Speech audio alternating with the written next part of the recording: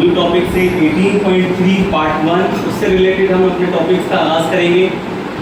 18.3 part 1 में जो ratio वाले सवाल दिए हुए उसमें कहा गया है find the third proportional if first second and fourth means के first second and fourth value हमें गिवन है, हमें थर्ड वैल्यू इसमें मालूम करके देंगे। तो इसका मतलब ये कि थर्ड वैल्यू हमें लेट्स सपोज कोई भी अल्फाबेट रखेंगे जिसके जरिए हम इसका आंसर दे सकें। तो रेशो वाले सवालात का हम पहले भी पढ़ चुके हैं कि 6:18 रेशो कंडीशन बनेगी। अब यहाँ पर आ जाएगा प्रोपोर्शनल, ठीक है। इसके बाद जो है ये चार नुक्ते आपको नजर आ रहे हैं ये।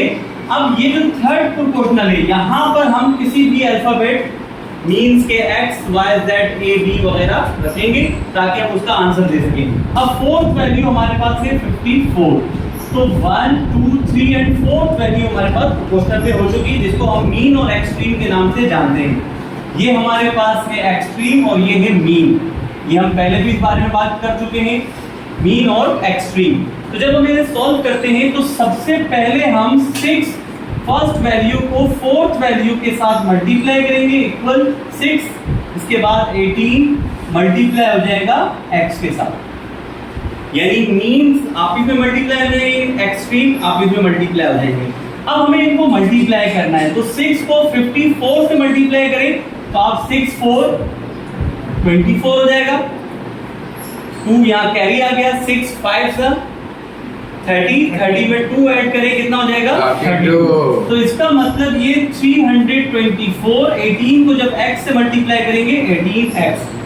अब हमें पता है कि 18x के साथ मल्टीप्लाई हो रहा है, जब उसे हम राइट साइड पर या लेफ्ट पर इसको कन्वर्ट करते हैं तो डिवाइड हो जाएगा, मल्टीप्लाई चेंज इनटू डिवाइड।